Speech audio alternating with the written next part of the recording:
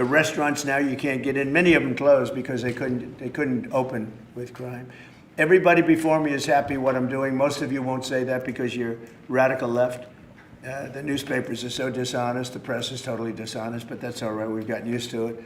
And we won in a landslide, so they obviously lost their power. I mean, it's impossible to imagine that when you get 97% negative stories, purposely negative stories, even though you've done 97% positive things, that you could win an election in a landslide, winning all 7. Think of it, all 7 swing states, winning by the popular vote by millions of votes. We had it fantastic. The best is your districts. Out of 3,000 districts, I guess we won 3,500. We won 2,750, and they won 500. And that's, to me, the best of all. And we had tremendous in every way, the election. And it's hard to believe you can do that when you have a corrupt media. But many of you are corrupt, and it's nothing we can do about it. But we keep winning, and we're going to keep winning. And this whole story on crime is incredible that the Democrats wouldn't be with us. So the mayor of Chicago, I watched him this morning, he said, Trump doesn't know what he's talking about. He only apprehended 9 people. Well, number one, that's false. It's thousands. We'll get into that. But more importantly than anything, we took guns away. We have some of the worst career professionals out of the country already. They've been taken out of the country, and some are in solid confinement because these were killers. We arrested some very bad people. And in the last 11 days, again, I hate to say it because it sounds so ridiculous, but in the last 11 days, we've had no murders. And that's the first time that's taken place in years, actually years. We always have a murder a week. They call it a murder a week. You come here from Iowa, you come here from Indiana, you come here from Idaho, because you're so proud of your country, you love your country, and then you get murdered. Your son gets murdered, your daughter gets murdered, you get murdered. See the media, you get murdered. Many of you have been mugged in Washington, you just don't want to talk about it. And I know that every time I do this with you almost everything, but every time I do this with you, people are saying to yourselves, he's right, and then you write a negative story.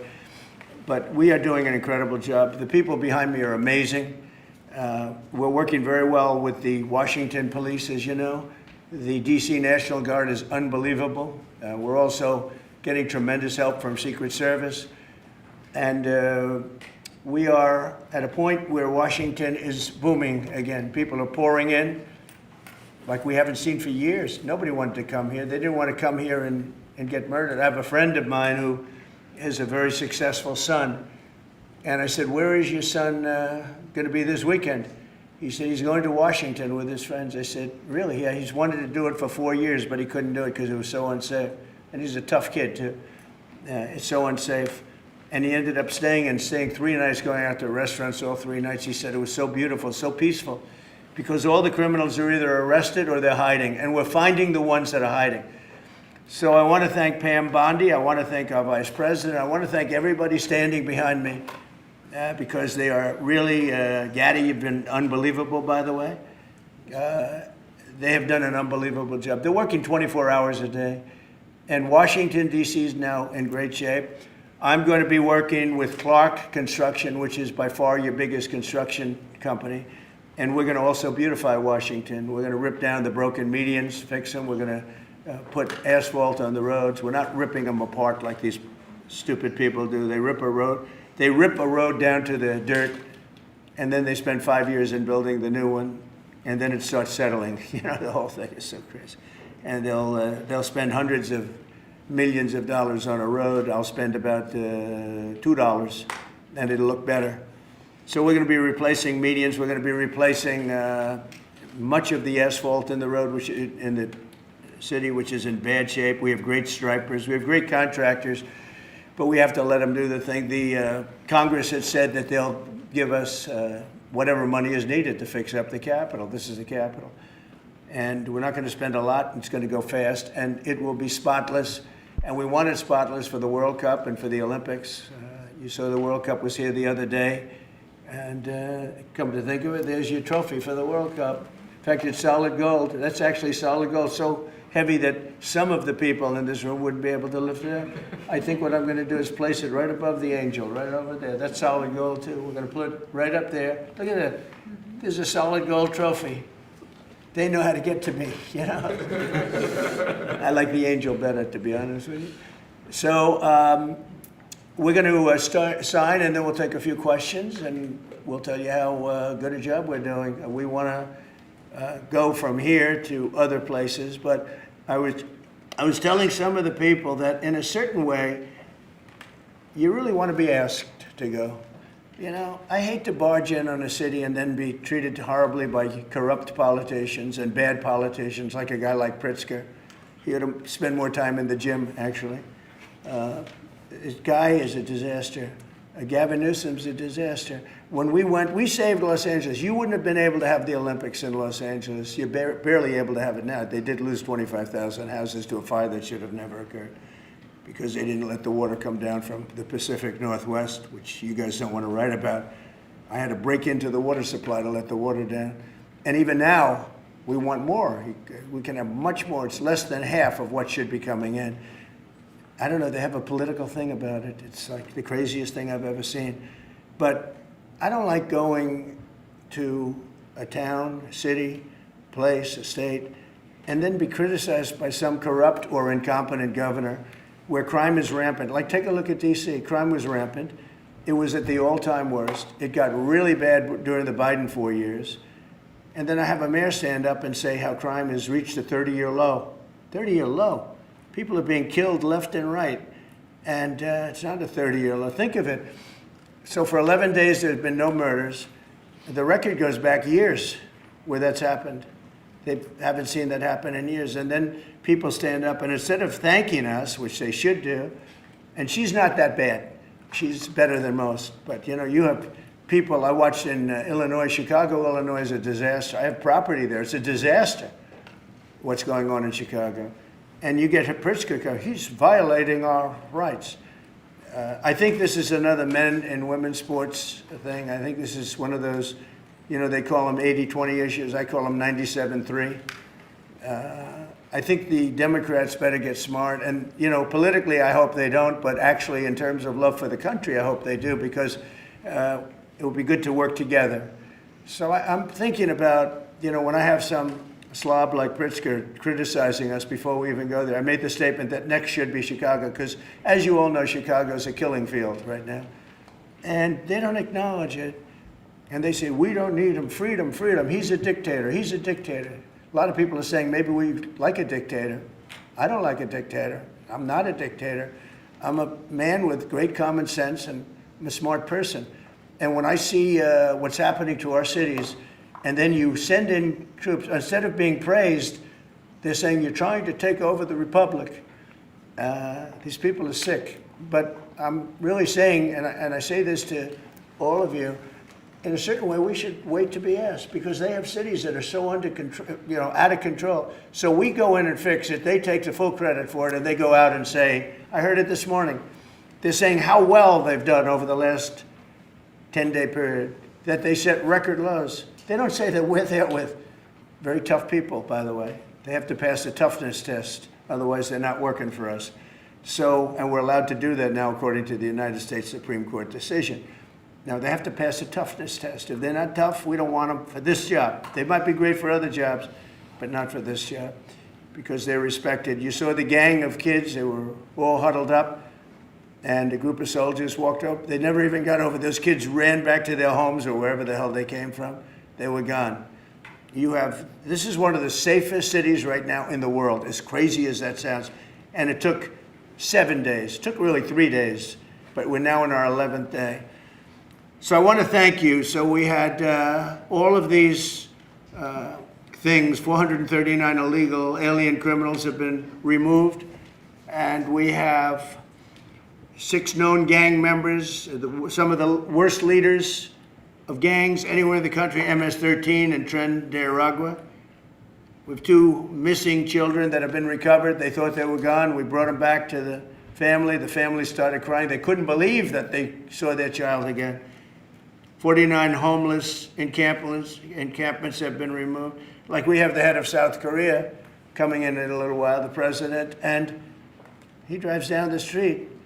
Already, his people have told me, he said, what happened? It's so clean. We always came here, it was filthy dirty with homeless and papers all over the road. That's the other thing. Those roads are swept immaculate, but they're going to be much better in a few months when we put a topping on them. They're going to look like they're brand new. We'll get rid of those rusty old medians that have been crashed into 1,000 times, and they don't fix them. They just let them, they lay them down on the road and they sit there for months. But we don't do that. We don't run things. We run things like we run this. We like clean, we like beautiful, and we like safe, and that's what we're getting. So I'll start signing the executive orders. To me, this is a very, very big deal. One of the executive orders has to do with cashless bail. That was when the big crime in this country started. And I can tell you who did it, when, but I don't want to do that because others followed pretty quickly. But that was when it happened. Somebody kills somebody, they go in, don't worry about it, no cash, come back in a couple of months, we'll give you a trial. You never see the person again. And I mean, they kill people and they get out. Cashless bail. They thought it was discriminatory to make people put up money because they just killed 3 people lying on a street. Any street all over the country, cashless bail. We're ending it, but we're starting by ending it in D.C., and that we have the right to do through federalization. Okay, let's go. Could I ask you to say exactly what this is? Of course. So as you've consistently identified, sir, cashless bail policies are a key driver of the disorder we see on city streets all over America. Catch and release system allows criminals to keep going back out onto the street and reoffending. What this executive order does, it charges your attorney general with identifying jurisdictions all over the country that have cashless bail policies, and then it withholds or revokes federal funds and grants that are flowing to those jurisdictions to ensure that we're only supporting the people who have reasonable common sense policies around crime. So what area does it cover? Potentially anywhere that has a cashless bail policy. So some of the largest cities, some of the most left-wing states in America Almost have adopted. all of them, right?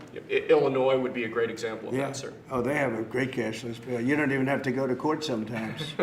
No, Illinois, I love that state. It's a great state, but it's run so badly by Pritzker. They threw him out of the family business and he becomes governor. Now he wants to run for president. I don't think that's going to happen. Okay, we'll sign right here, right? Sir. So important.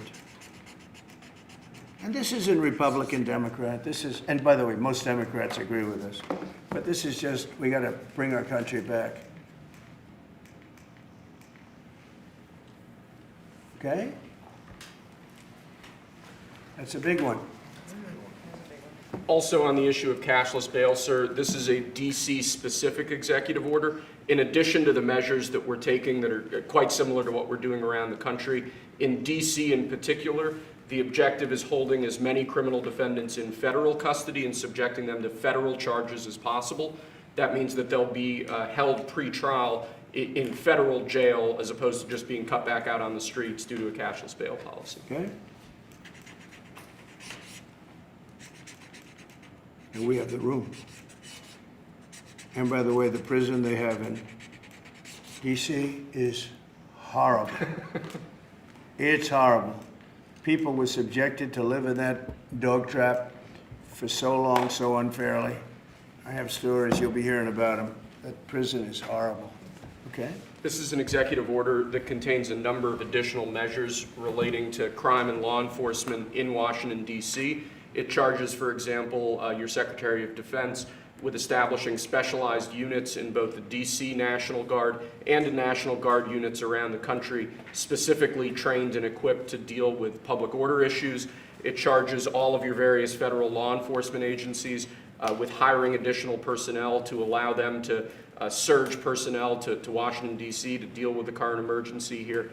It does a number of other things in that space, and it also asks the Attorney General to look at D.C. Metropolitan Police general orders that have currently impeded law enforcement efforts in the city, and to potentially look at unwinding those that are stopping the police from doing their job effectively. And are we going to ask this to be codified by Congress, all of these things? I think we could potentially, yes, sir. I think so. I think we should. I think we'll get it. I think Democrats will vote. Well, I don't know. It's hard to believe that they might not, but I think Democrats will actually vote for this.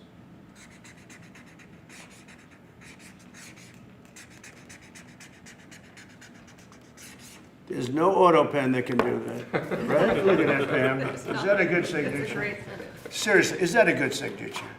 Who can write like that? Nobody. I don't know. That's the other thing. I assume we're looking at the whole auto pen scam. Sir. Because the person that ran it said he spoke to it briefly twice about nothing. That means that all those pardons that he gave to some very bad people, very unpatriotic people, very evil people, it looks to me like those pardons are worthless. Because number one, you shouldn't use an auto pen very specifically. But if you do, it has to be a very good reason.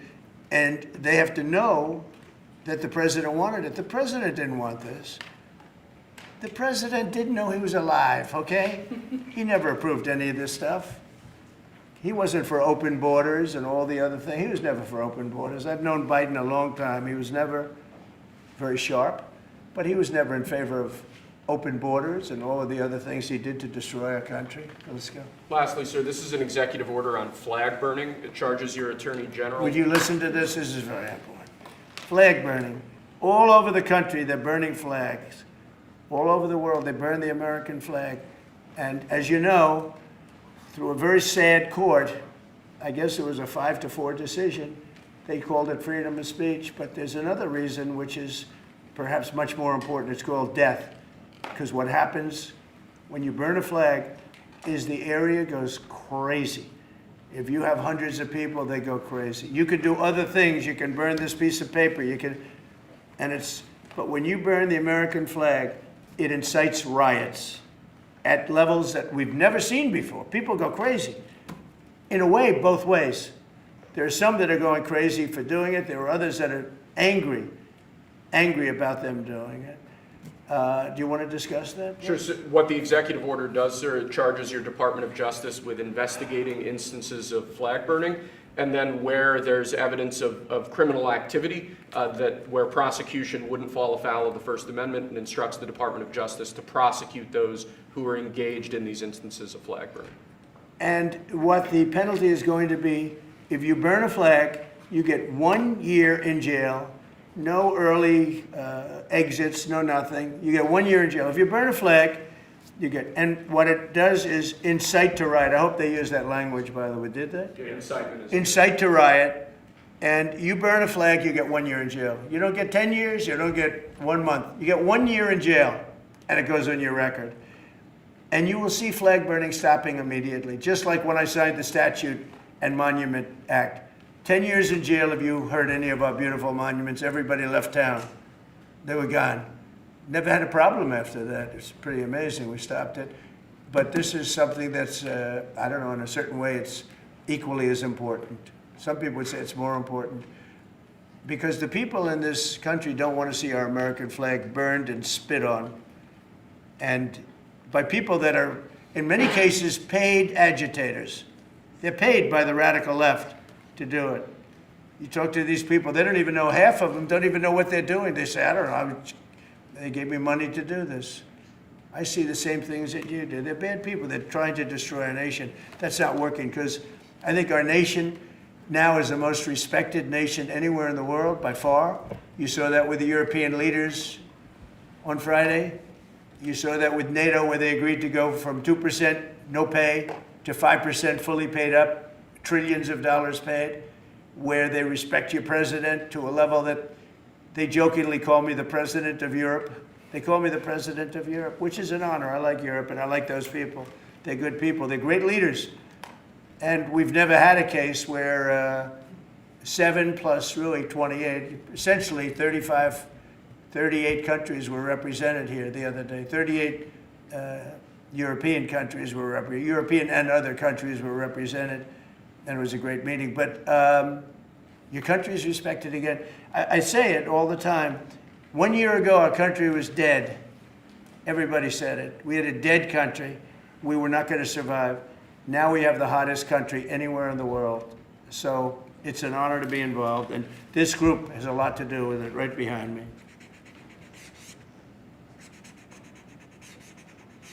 Does anybody behind me have anything? Pam, would you like to say something? Sure, President. Thank you for keeping D.C. safe.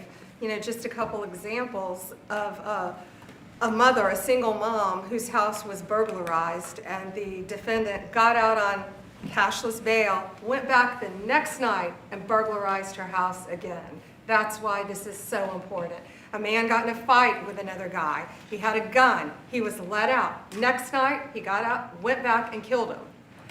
So that's why it's so important, President, what you're doing. And thank you for protecting the American flag. And we'll do that without running afoul of the First Amendment Good. as well. And President, I think I think Gaddy Serralta had something he wanted to give you on behalf of all the law enforcement who are out there every Mr. single night. President, yes. Thank you for putting me in charge of this surge. As the Director of the United States Marshal Service, it's the oldest law enforcement agency. It was created in 1789. So on behalf of all the federal law enforcement agencies that we're working with and those that have yet to join the team, we thought it was only appropriate to present you with an honorary United States Marshal Service badge. And this badge comes with this little item right here, which is a handcuff key, Mr. President, because you continue through your policies and your efforts with your staff to unhandcuff law enforcement officers all over this nation. And I can tell you personally that they thank you for that. Thank you. That's So beautiful. you can continue unhandcuffing law enforcement. That's a very great honor. I'll save that and put it someplace up, which is important. Thank you very much, Gary. I Mr. appreciate it. President, thank you very much. Really nice, thank you. That's very nice, thank you. Well, we love those people. They're brave and they love our country and they don't want to see it. Do you know how many people volunteered for this job? And before I ask the VP to say a few words, because he feels very strongly about it, I think it's very important, Pam, that when we do this, that a state they come and ask us. I mean, I see Pritzker saying, we don't want them. In the meantime, his city is being shot to hell. And they do that politically. And they probably do want it. If we didn't go to Los Angeles, you would literally have had to call off the Olympics. It was so bad. And the sheriff and the law enforcement people, but the sheriff said, and he came out very strongly, he said, if we didn't have these people, we were not able to control it. Now, 4 days later, after we had it totally under control, we did that quickly. He changed his tune a little bit. Well, I think we could have done it, you know. They were dead. If we didn't send in the troops, Los Angeles was dead, the Olympics was gone, the World Cup was gone, everything was gone. We did a great job. And Newsom, we got he's an incompetent governor. But I think people should want us to be there because otherwise all they'll do is complain as we do our job. So we'll have to think about that, okay? We go in, like in Washington, we go in and the people that are here that have been doing, I don't want to say terrible because she happens, you know, she's a nice woman, yes. I don't care about if she's nice, you know, I really don't care. I want her to do, I'd rather have her be horrible but do the job.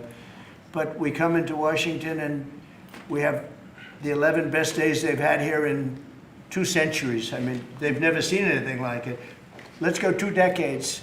In over 20 years, they haven't seen anything like what happened. And now they're out there saying, we don't have crime in Washington. Well, that's true. For 11 days, you don't have crime. But before that, everybody was getting hit and mugged, and you people could not walk to your office without security. That's how unsafe it was. So I think we should really let them have their city, let their city go to hell, and when they come and beg us to help. The only problem is we want to save it for the people, because the people want us there. The people here, 95% of the people here want us. The real people, not the people you find on, I don't know where you find these people. You have one person that has a broken nose, where'd you get it? Well, I was mugged, good. Do you want to see Trump here with, no, I don't want. The woman has a broken nose. She got mugged. But she's saying she doesn't want any protection. It's all made up fake news. It's just fake news. I don't know where you find these people. Anyway, would you say a couple of words, please? And then I'm going to ask JD to say something. You have done an unbelievable job in a short period of time. Thank you, Mr. President. Highly recommended by you know who, right? Yes, sir. Do you want to say his name? Mr. Youngkin, Governor Yes, sir. Youngkin. Yes, sir. We stole you from Governor He called Youngkin. me. That's right. He called me. Glenn Youngkin called and he said, I have somebody who's really fantastic. And based on that recommendation, here you are. You've done a fantastic job. I appreciate it. Thank you, Mr. President. Thank you. Go ahead. The men and women of the Metropolitan Police Department are back. They enjoy doing their job again. They feel the ability to go out and be law enforcement officers. They feel that they're connected to their communities again. They are making a difference. Thanks to you, Mr. President, and our federal task force, you are making D.C. safe once again. Thank you, sir. It's going to get better and better.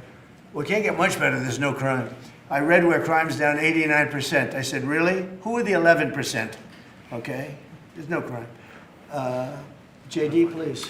Yes, sir. Well, thanks, Mr. President. Thanks to the incredible team here. You know, I want to echo something the President said, where you say there haven't been murders in a couple of weeks in D.C., and it doesn't sound good, but then you talk to local law enforcement, and I didn't realize this, that this town averaged one murder every other day for the last 20, 30 years, which means that in 2 short weeks, the President and the team have saved 6 or 7 lives, people who would have been killed on the streets of D.C., who are now living, breathing, spending time with their families, because the President had the willpower to say, no more. We're not going to give the streets of D.C. over to vagrants and robbers and murderers. And the last point I want to make, sir, to your point about we want people to welcome us, to ask us, because look at Governor Pritzker in Illinois, or Governor Newsom in Los Angeles, or Governor Moore in Maryland.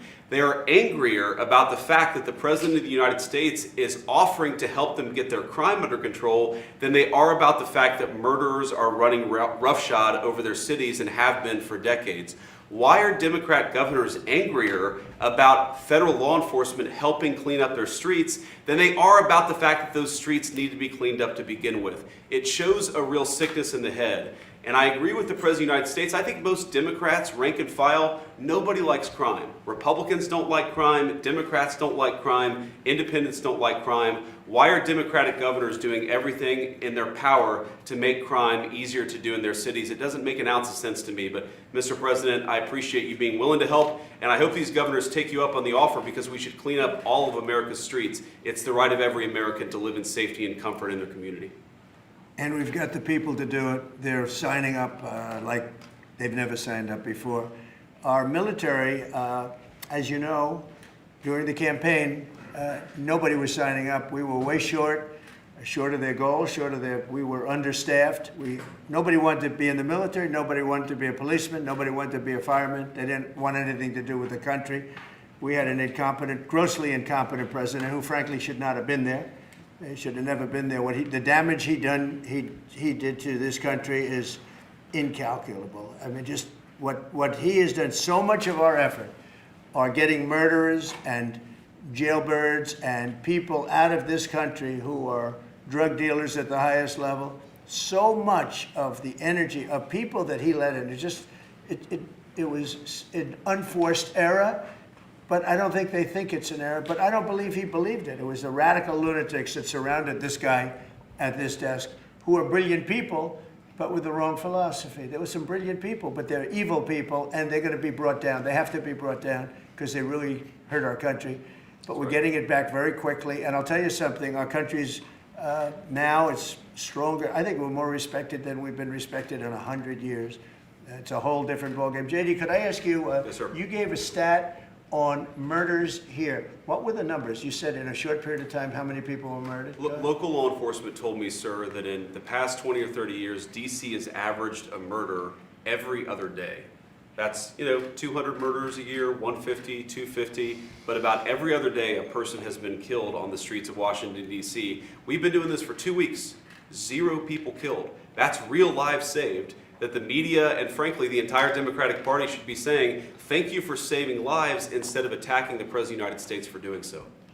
You know, when a person, unfortunately, will probably happen at some point, when a person's murdered in D.C., it's going to be the biggest story maybe in history. Right? Yes, sir. Somebody was murdered in D.C. Trump is failing. No, we're not failing. We have a safe city. This is maybe the safest city in America right now. That's how good it is. And it would be nice to be appreciated. These people eventually, they're going to have to be appreciated for what they're doing. And they're going to have to be appreciated by the officials that are really happy when we go in because they've lost control of their place. Steve Miller, please, say a few words. Thank you, sir. So just to, first of all, follow up on what the Vice President said, no police officer working in the city can remember a time in their lives when there has been no murders. You can work at the police department for 20 years, 30 years, your whole life. We've checked the records. No one can even find a record of being murder-free for as long as we've been murder-free under President Trump's leadership. Additionally, and the President spoke about this before, we've uncovered, in the process of uncovering, a massive scandal in Washington, D.C. with the doctoring of crime stats. And the Department of Justice, under the Attorney General, is leading the effort to uncover this. But when we ultimately share the results, it will stun you. The extent to which, even though D.C. had the worst crime in America, honestly measured, it dramatically understated how bad it was. There's even accusations that murders and homicides were reported as accidents instead of murders. I mean, this is how severe the manipulation of the crime data has been in this city, and it will all be uncovered and it will all be brought to light. You know, I've had a chance to spend some time, as has everyone here, with the police officers in the city. Members of the public are going up to them and thanking them, just overflowing with gratitude, because for the first time in their lives, they can use the parks, they can walk on the streets. You have people who can walk freely at night without having to worry about being robbed or mugged. They're wearing their watches again. They're wearing jewelry again. They're carrying purses again. People had changed their whole lives in this city for fear of being murdered, mugged, and carjacked. It is a literal statement that President Trump has freed 700,000 people in this city who were living under the rule of criminals and thugs. And the last thing I'll say is that under the efforts of Terry, to my left and many here, what they found also is that the street criminals here in Washington, D.C. were doing business directly with the transnational criminal cartels, the foreign terrorist organizations. So not only was the city being run by these criminal thugs, but they were working with some of the most dangerous terrorist organizations on the planet to traffic weapons and drugs into this city. And what we are uncovering every day is shocking to us, and we look forward to sharing all the results with you. But President Trump, your leadership has uncovered some of the great public safety scandals of our life, and now because of you, people are safe and free for the first time ever in this city. Thank you very much, Steve. You know, in Los Angeles, Beverly Hills is, you know, a great place. I have a house there. I had a house there. I used to stay a lot of time, spend a lot of time there. And a great place. You know that I have friends, they leave their trunk open for their car because they don't want, they know they're going to be vandalized. They don't want the trunk ripped off in order for them to steal what's in the back. They leave the doors open so when they go in to steal the radio or whatever they take, that they don't rip off the door. They leave the doors totally open so the criminals, when they go and open the door, they'll have to break the windows and kill the car in order to steal whatever it is in the car that they're looking for. And that's at a level that nobody's ever seen before. Nobody lives like that. I have another friend, he has a garage, and in order to save his garage door, he leaves it open so that people can just walk into his garage, take whatever they want, and leave. But all the cars are, so many cars, I've been told this by many people, stars, big people, they leave their doors open so the doors aren't destroyed by these criminals. All over Los Angeles this is taking place. And you know that, I mean, you've heard that.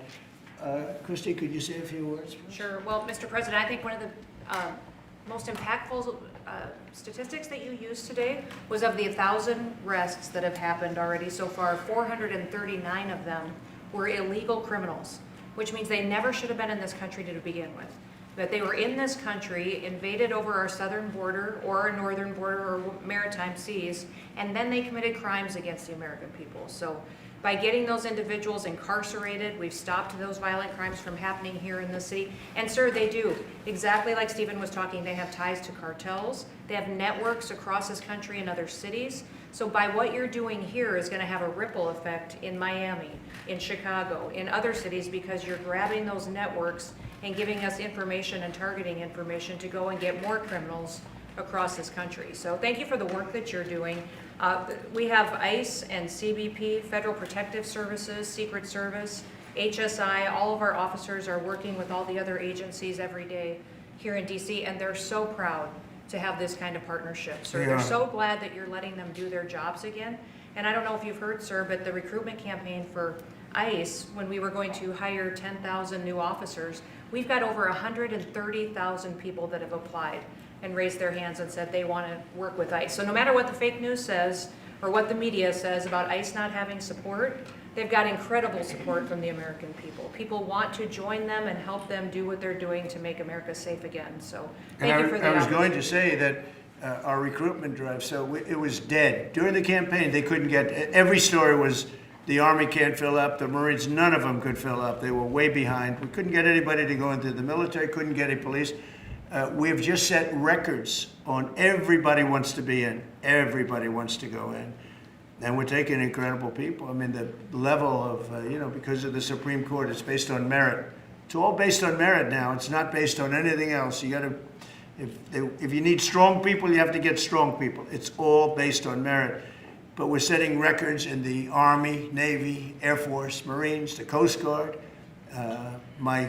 One of my favorites, because I happen to have created it, Space Force. We're very proud of Space Force. It's amazing what it's doing. We're leading in space now. China was killing us. Russia was beating us.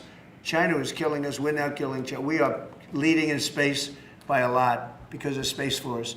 So we're very proud. But everybody wants to go in. We went from not, and you know how bad that is for the spirit when every story that you were writing a year ago was that nobody wants to go into the military anymore. And if you're in the military, you know how deflating that is? You go and be a family. Nobody wants a job that you have. Well, now it's the opposite. Everybody wants to be there. And that includes police and fire and everything else. You're doing a good job. Thank you, sir. You stopping a lot of wars? just the presidents we're stopping. We've stopped 7 wars, and really the number is actually 10. We're not including a couple, and we're not including in there what we did with Iran, stopping their nuclear play. They would have had within a month or two, they would have had a nice big nuclear weapon to use. That's not going to happen. That won't happen. Pete, go ahead, please. Yes, sir. Well, Mr. President, thank you very much for your leadership, and the Defense Department is proud to be a part of this task force. Just like we have been down at the southwest border, where crossings are at 0, we've got national defense areas where we're working with Border Patrol to secure the southern border for the American people. Just like Los Angeles, where ICE officers deserve to do their job without being attacked, we're really proud to be a part of defending the nation's capital and ensuring it is safe and beautiful and working with law enforcement. And Mr. President, let me tell you, the morale of the troops, getting out there talking to them, they love this mission. They're grateful to be doing it, whether they're D.C. National Guard or other state National Guards. And at your direction as well, sir, it's just common sense to make sure they're armed as well. And so we're rolling out ensuring they're armed, capable of defending themselves and others if need be, supporting law enforcement, and we're proud to be there, sir. Well, look at the mission you just accomplished with Iran. 36 hours back and forth, flawless. Every bomb hit its target. They went right down those chutes, dark at night, no moon, no nothing. Every target, every bomb went right down. They have a chute that goes right down deep into the mountain. And they shouldn't have put ventilation in, I can tell you, because we use that for our advantage. But what they did, and we had the pilots and even the people that took care of the planes, we had a whole group of people at the White House a couple of weeks ago. And you know, I didn't realize this, but they said, we've been looking at their predecessors, and then these were the pilots. They said, we gave them beautiful medals. And I'll show you the medal. Gave them a medal just like this. See? Just like that. They were so happy. Gave a lot of them out for that. It was an incredible job. You know, we had 52 tankers. People don't realize, so that they could refuel. We had many fighter jets, F-22s, and F-35s. We had many. It was an amazing operation. It was flawless. Compare that to the operation when they went in with the helicopters crashing and everyone running around the desert and the prisoners being taken. And that was Jimmy Carter. And what a horrible thing. This was the exact opposite. This was the exact opposite of what they did in leaving a very, very nice place. The Taliban runs a tough operation in Afghanistan, and I think it was the most embarrassing day in the history of our country. That was Biden. I was leaving, and we would have left through strength, tremendous strength. We would have kept Bagram, which is the air base, one of the largest runways in the world, one of the most powerful. You could land anything on it, many, many feet thick. You don't build them that way anymore. You can't. But we left it, and now China's occupying that air base. This was the most incompetent administration in history, the Biden administration. And you're just lucky that they lost, because if they won, you wouldn't have a country anymore. And so, Pete, you started up by saying the Department of Defense, and somehow it didn't sound good to me. You know, it didn't sound good. Defense, what are we defense? Why are we defense? So it used to be called the Department of War, and it had a stronger sound. And as you know, we won World War I, we won World War II, we won everything. Now we have a Department of Defense. We're defenders. I don't know. If you people want to, standing behind me, if you take a little vote, if you want to change it back to what it was when we used to win wars all the time, that's okay with me.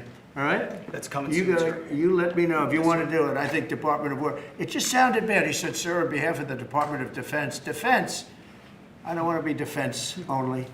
We want defense, but we want offense too, if that's okay. So you'll make a decision. But you know, as Department of War, we won everything.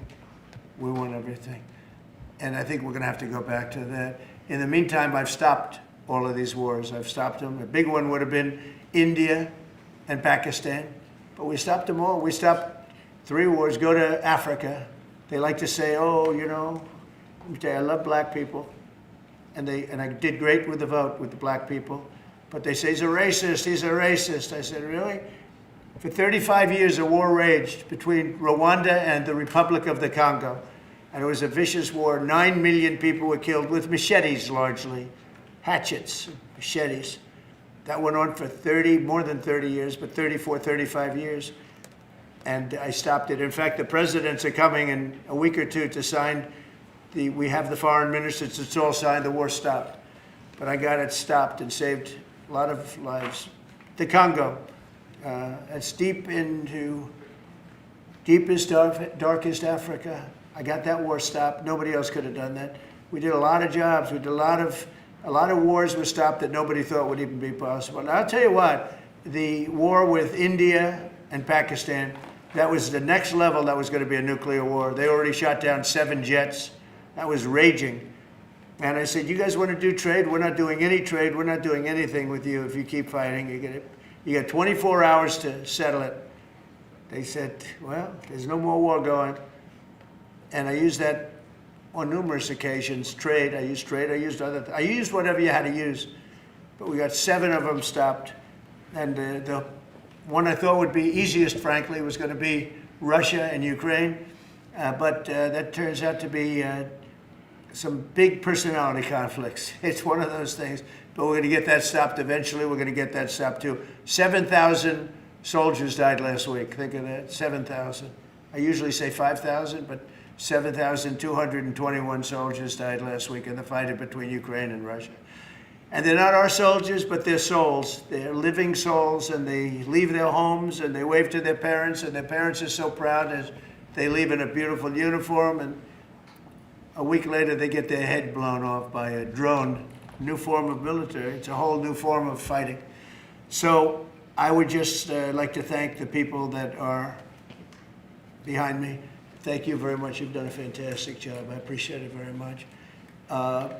We're doing a real job, and I'm so proud of D.C. I passed it 2 days ago, and all the garbage is off the streets. It's terrible. I came in a month and a half ago. I'm driving down, and I see garbage all over the place. The streets were a pigsty, like I won't use the city's names, but you know what I'm talking about. There are plenty of them outside of this country and inside of this country. Baltimore is a horrible, horrible deathbed. It's a deathbed. I know Governor Moore said, oh, he wants to take a walk with me. He meant it in a derogatory tone. I said, no, I'm the President of the United States. Clean up your crime and I'll walk with you. But it's tremendous crime. But he was trying to be derogatory. He doesn't have what it takes. But he's trying to be derogatory. And I met him at the Army-Navy game. They said, oh, there's Governor Moore. He'd love to see you. He came over to me. He hugged me, shook my hand. You were there. He said, sir, you're the greatest president of my lifetime. I said, well, it's really nice that you say that. I'd love you to say it publicly, but I don't think you can do that, so it's okay. But no, sir, you're doing a fantastic job. I want to just shake your hand. Thank you very much, Governor. That was it. And then every time I see him on television, he's knocking the hell out of me. So, but that's all right. That's called politics. But Governor Moore's he's doing a bad job. Newsom's doing a bad job. All of their potential candidates are doing a bad job. I can't imagine Pritzker being even a candidate, but somebody said he is. He can't do the work, can't do the job. He's not temperamentally suited.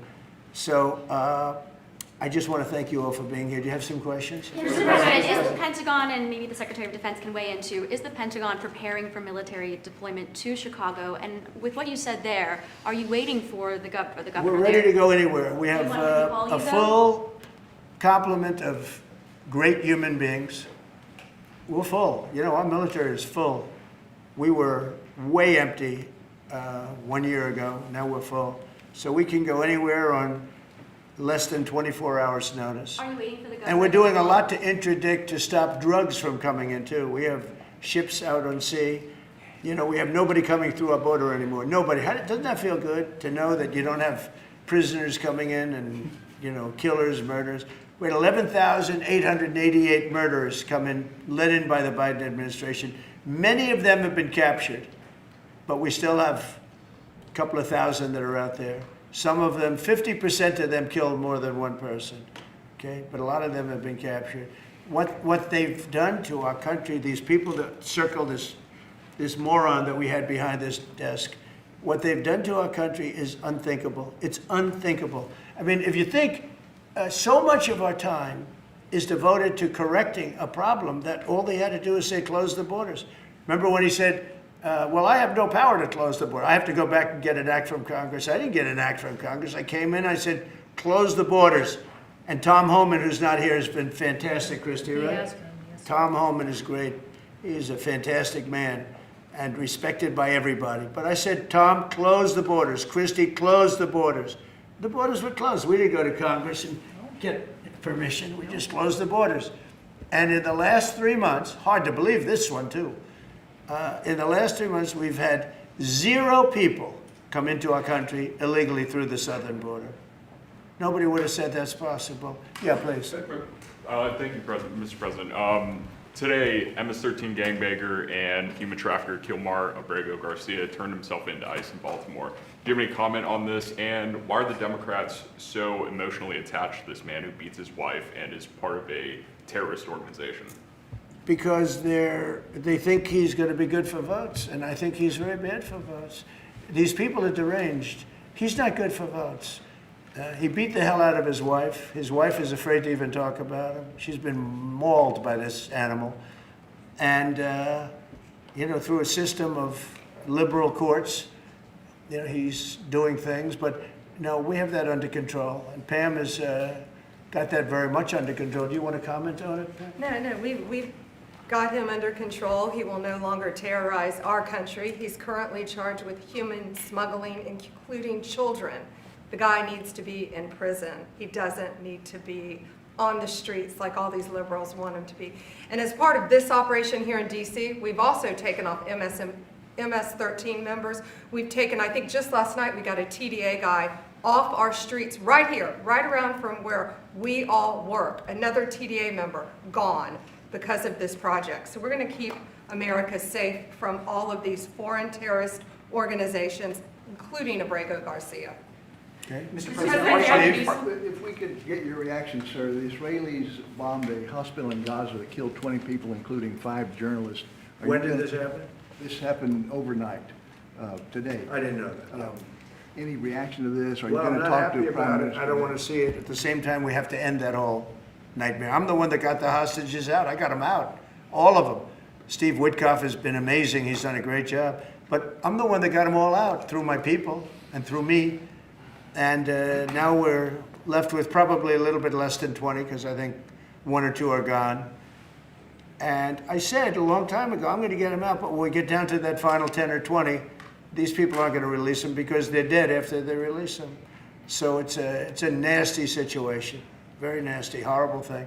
Mr. Yes. President, could you please elaborate on your post on South Korea? What were you referring to? Well, I heard that there were raids on churches over the last few days, very vicious raids on churches by the new government in South Korea, that they even went into our military base and got information. They probably shouldn't have done that, but I heard bad things. I don't know if it's true or not. I'll be finding out. As you know, your new president's coming in just a couple of hours, coming here. I look forward to meeting him. But we won't stand for that. We just won't stand for that. Sorry, Yes. Mr. President, Are on you the- prepared to order National Guard troops, though, into American cities if those governors don't request the federal deployment? I am, but I also think that, look, Chicago, everybody knows how bad it is. Everybody standing there knows. We know. You don't have to be doing any studies. They should be saying, please come in.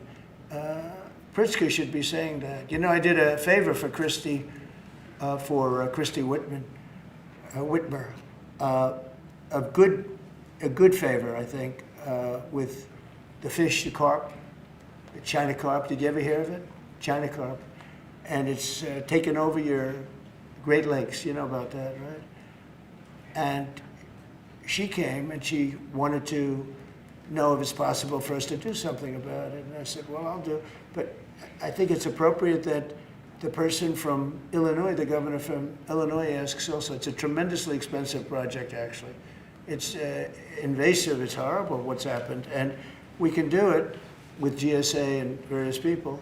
But we can do it. We're going to just have to see what happens, okay? We're going to have to see what happens. Do you believe that you have the legal But authority the to order governor those of troops? Michigan came, was very respectful, asked for it. She's done a good job. I did that. I opened the Air Force Base, you know, kept it open for F-35s and various planes, F-22s too. I did that for the state of Michigan at her request. And I will, and also at our congressmen. You know, we have congressmen that are unbelievably pro-Michigan up there. But some of this stuff, like the lakes, the Great Lakes, this is a big problem that nobody ever talks about. Most of you probably have never heard of. We have a pretty violent fish that comes from China, China carp, Chinese carp. And you see them jumping out. They jump into boats and they jump all over the place. They've got a lot of energy. And there's a way of getting rid of them. It's very expensive.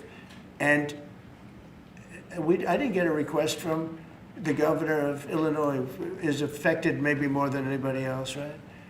And I think until I get that request from that guy, I'm not going to do anything about it. And I feel the same way about crime. We go in, we will solve Chicago within 1 week, maybe less, but within 1 week, we will have no crime in Chicago, just like we have no crime in D.C.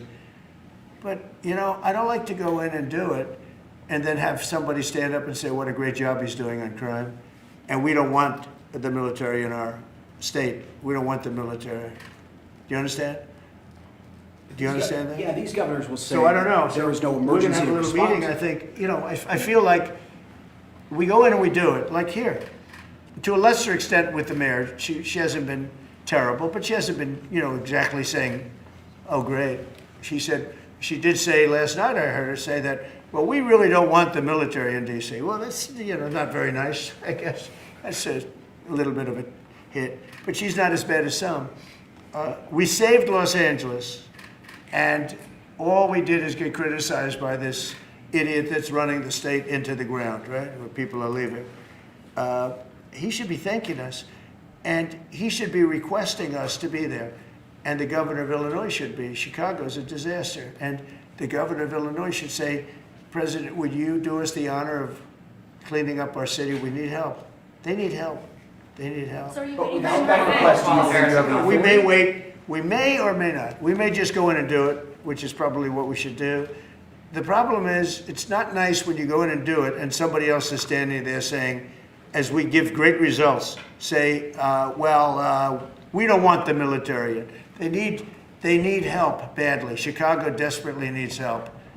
Just look at the crime statistics. Look at the statistics that JD said about, even I didn't know it was that bad. That's terrible. But all I know is we're being celebrated because we went an entire week. Now it's 11 days. We went an entire week without a murder. And I said, boy, that sounds terrible. I didn't know how, I actually made a speech. I didn't know how to say it because it's a great number. It's a great thing. But it sounds so bad. I mean, supposing you're from a foreign country, which is properly run, and they don't have murders and things, right, so much, or in some cases virtually at all. And you have somebody saying, I'm proud to announce that nobody was murdered in the capital of the United States this week. It sounds terrible. But Mr. President, What about Gavin New York? Newsom, you mentioned Gavin Newsom on crime. Gavin Newsom, yes? Is there a federal mechanism you're hoping to use to fight back against his redistricting constitutional amendment, or is that Well, I think California? I'm going to be filing a lawsuit pretty soon, and I think we're going to be very successful in it. We're going to be filing it through the Department of Justice. That's going to happen. And we're also going to be filing a lawsuit on blue slipping. You know, blue slips make it impossible for me as president to appoint a judge or a U.S. attorney because they have a gentleman's agreement. It's nothing memorialized. It's a gentleman's agreement that's about 100 years old, where if you have a president like a Republican and if you have a Democrat senator, that senator can stop you from appointing a judge or a U.S. attorney in particular. Those are the two, I guess anything, but those are the two that are very important. So we have numerous states where we have unbelievable people. Now, Jay Clayton was just approved in the Southern District, but he was so good.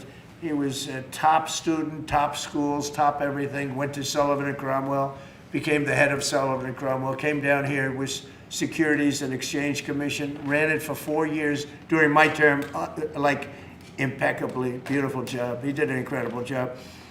And we went to court, and the judges, Democrat judges, voted that he can, that's the only way you get by it. But generally speaking, you can't do that because you'll have judges from the other party. So Jay Clayton just got approved, and he's in, but he didn't get approved by the senators. He got approved by the court system in New York, which was a great thing. And I had a big victory in New York, I might add. I saved myself $500 million with a fake, corrupt attorney general, a really corrupt person with a corrupt judge who was disgraceful, and they're being mauled right now by everybody. It's so corrupt, and it kept business out of New York, stuff like that. But the appellate division vacated all of that stuff that you read about, and we're going to do a big number on that whole thing. You can't have a corrupt court system. You can't have that. You have to have borders, and you have to have a free press. Otherwise, you don't have a country. But you'll be hearing about the blue slipping, because if you have not, you don't need two senators. You just need one Democrat senator with a Republican. The only person that I can get approved are Democrats or maybe weak Republicans, but we don't want that. But the only person I will be able to get approved in any of those states where you have a Democrat I can't get a U.S. attorney. I can only get a Democrat U.S. attorney. And this is based on an old custom. It's not based on law, and I think it's unconstitutional, and I'll probably be filing a suit on that pretty soon. Yeah, please. During the campaign, you called Kamala Harris a communist, but the Biden-Harris administration, they never called for nationalizing a private company with the federal government like you're proposing with Intel. What do you say to some who say this is a bit hypocritical, and is this the new way of doing industrial policy? Yeah, sure it is. I want to try and get as much as I can. If people come in and they need something, as an example, as a real estate person, if I have an agreement and I have any form of a stopgap where I can stop somebody from doing something, right? I have a covenant in an agreement, and they come to me and they say, would like to do something, but you have us restricted.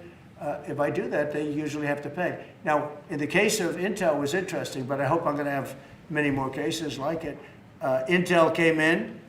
I met with the gentleman. I had a lot of respect for him. He came in under a little bit of a cloud. I liked his story. I thought he was good. I think he really means to do a good job with Intel. I said, I'd like to ask whether or not you'd give, because the story, a lot of people said I invested in Intel. I didn't invest, but I invest my heart in it and my soul because I want the country to be strong. But I said, I'd like you to give 10% of Intel to the United States of America. Not to me, to the United States of America. And I said, if you have them as a partner, you have the United States as a partner, I think that would be a very good thing for Intel. And he thought about it, a little bit different, and he said, I like that idea very much. We have a deal. And I just made $10 billion or $11 billion for the United States of America. And yeah, there will be other cases. If I have that opportunity again, I would do that. And then, you do have stupid people say, oh, that's a shame. It's not a shame. It's called business. If somebody's willing to give you 10% of a company and you're not paying for it. And I will tell you, with a company like Intel, as you know, it's had difficulty. I want them to do well. I want them to do well anyway, but I want them to do well in particular now. But isn't public ownership of a private company a new way of doing business in the business of the United States? Isn't that what you were sort of rejecting? So are tariffs. So, as you know, the stock market went up almost 1,000 points on Friday. And it went up not because of this very, I think, terrible, hello? Who's that? Who is that back there? All right, get out of the room. It went up because of something much different. It went up because it was announced, CBO announced the numbers, and as you know, they gave no credit to tariffs. They said they made a mistake, that the trade deficit will be reduced because of Trump's tariffs, will be reduced by $4 trillion, right? Is that what they said, right? They said $4 trillion, and the market went up like a rocket ship because the tariffs are good. Well, tariffs aren't that usual. If the 7 wars I stopped, 4 of them were because of the fact that I had tariffs and trade. And I was able to say, well, if you do this, if you go fight and if you want to kill everybody, that's okay. But I'm going to charge you each 100% tariff when you trade with us. You know what? They all gave up. I stopped 7 wars. Numerous of them was because of tariffs. So, you know, you never knew the word tariff. It didn't exist really, essentially, in this country until actually in the 1870s up till 1913 it existed. And we were the richest country. We were richer then, proportionately, than at any time in the history of our country. And then, stupidly, in 1913, they said, let's go to the income tax way of life. Let the people pay instead of foreign countries. No. We're taking in trillions of dollars in tariffs, and we're stopping wars because of tariffs. So that's not so normal either. But you know what? Other countries did it to us, and now we're doing it to other countries. You ruled out boots on the ground in Ukraine, but how would air support as part of a security guarantee be any different? Those U.S. Well, you airmen... really went from one question to the next. You go from one. I expected he'd at least challenge me a little bit. Now we're talking about boots on the ground. But U.S. air assets over the skies of Ukraine as part of a security guarantee, wouldn't those U.S. airmen also be Well, in you danger? don't know what security guarantee is because we haven't even discussed the specifics of it. And we'll see. Number one, Europe is going to give them significant security guarantees, and they should because they're right there. But we'll be involved from the standpoint of backup. We're going to help them. And I think if we get a deal, and I think we will, but if we get a deal, you're not going to, I don't believe you're going to have much of a problem. But we'll back it up because I want to stop seeing people being killed. You know, when Biden was here, he gave $350 billion. You know this from covering business. $350 billion to Ukraine. I said that Zelensky's the greatest salesman I think I've ever met, better than P.T. Barnum, because he'd come to the country, he'd walk out with $50 billion every time. He actually came here once, he walked out with $100 billion. We're up to $350 billion. I got $1 trillion worth of rare earth that we have from the country because I felt badly for our taxpayer. But I did something else at the NATO meeting. They are wealthy countries, but they weren't paying. And we don't pay any money to Ukraine anymore. Do you know that? In fact, it's the opposite. They request through NATO, we deal with NATO. We don't deal really with Ukraine. NATO requests missiles. They want Patriots. They want missiles. We give the missiles to NATO. NATO pays us in full and does what they want. I mean, I think they give them mostly to, they can do other things with them too because we're dealing with NATO. We pay no money to Ukraine. We gave $350 billion to Ukraine. You know, if we didn't give that kind of money, and I was the one that gave the javelins, if you remember. I gave the javelins. They were very effective. They say Obama gave sheets and Trump gave javelins. They were very effective with those tanks right at the beginning. But you would have never had a war if I were president. You would have never had a war. Just to finish, we spend no money on Ukraine anymore.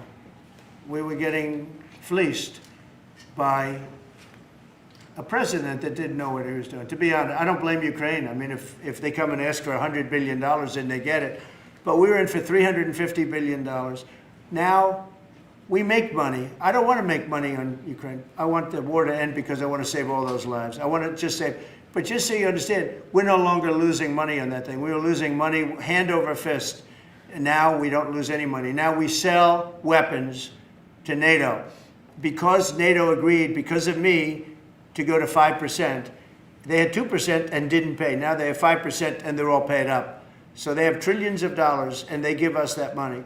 But I really want the war to end, and we're going to get it ended. Mr. President, it's been 1 week since the historic summit here with Ukrainian President Zelensky. European leaders all met here with you at the White House. You said you wanted to get this done bilateral as soon as possible. Have you spoken to Putin since last Monday? Yeah, I have. What is your conversation? Or can you share? Every conversation I have with him is a good conversation, and then unfortunately a bomb is loaded up into Kiev or someplace, and then I get very angry about it. I think we're going to get the war done. It's tough. I thought that would be, of the 7 that I settled, I thought that would be the easiest of the group. See, you never know what's going to happen. You know, war, strange things happen in war. The fact that he went to Alaska, our country, I think was a big statement that he wants to get it done. That was not easy for him to go to Alaska, you know, for him to come here. But the fact that he showed up on a very successful day, it was a very successful day for other things. Because, you know, we're also talking about missiles, nuclear. We're talking about a lot of different things. We're talking about limiting nuclear weapons. We'll get China into that. We have the most. Russia has the second most, and China has third, but China is way behind, but they'll catch us in 5 years. We would like to denuclearize. It's too much power, and we talked about that also. That's part of it, but we have to get the war over with. On Baltimore, sir. Thank you. On Baltimore, you said that you are going to have to reconsider bridge funding. Is that contingent on Westmore cleaning up the streets? No, we were very generous to him on a bridge. You know, a boat ran into a bridge and the bridge came down like I've never seen anything. The boat was just, it just shows you the mass of that boat, the power of that boat. You know, people were up on that bridge, painters, they were painting the bridge and they were watching it happen. And they thought they were very safe. They all died. They were painting the bridge, can you imagine? And they watched the boat, the engines were off, and they watched the boat, and the power of that boat, the mass of that boat, went right through that steel just like it was nothing. It's amazing. It's called mass. Mass is a big deal. But the mass of that boat, those people all died. But they thought they were totally safe. Two of them, they were eating their lunch. They were, you know, whatever. They were watching it. They could have gotten off. Somebody did a very good job. A police officer called in and said, close the bridge, and he did it with power. Get everybody off the bridge, close that. That guy should get a medal because he stopped the bridge. A lot of people would have died. A lot more people would have died. The ones that died were the workers on the bridge. And they were just, they thought there was no danger because, you know, it's a big steel bridge. And it came down like toothpicks. It was incredible to watch that. It was just, and they died. They all died. But that police officer, again, the police do a great job. The police officer did an amazing job. And I heard the tapes. He would say, get everybody off. Most people wouldn't have said that. You know, when you see a thing like that, you assume it's going to, you know, tap the bridge and it's going to be rebuffed. The thing just came down. I've never seen anything like it. So he did a good job. In fact, I think we should get him in for a medal. The man that gave the warning, I listened to him. Everybody get off screaming. Everybody off. He had the sense to realize that this could be a catastrophe as opposed to a ship that's, because the engines weren't working, it was just floating. It's an amazing thing that a thing floating like that with no power just knocked it right down like it was nothing. So are you Let's do that. Let's give him a medal. I've been thinking about it. Mr. President, do you plan to investigate Chris Christie? Say it what? Do you plan to investigate Chris Christie? Look, Chris is a slob. Everybody knows it. I know Chris better than anybody in the room. I always felt he was guilty. But what he did is he took the George Washington Bridge, which is very serious. He closed down the George Washington Bridge.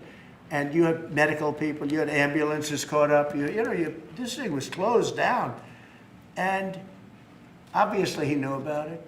But he blamed the young lady that worked for him and another person, and they got into a lot of trouble. She ultimately was, I don't know, exonerated, but she got out of it a little bit. But but she went through hell. She was a young mother, nice person, I knew her a little bit. And another man went to jail, and Chris got off. And so when I listen to Chris speak his hate, I say, oh, what about the George Washington Bridge? You know, tell me about the George Washington Bridge. He blamed other people, but he knew all about it. So no, I don't know if they want to look at it. It's not for me. If they want to look at it, they can. You could ask Pam. I think we have other things to do, but I always thought he got away with murder. Mr. President, do you plan to make an endorsement in the Texas Senate race between Ken Paxton and John Cornyn? Well, I'll make up my mind. I like them both. The worst situation I have is when I have two people that I get along with well. I hate it. And they all want the endorsement.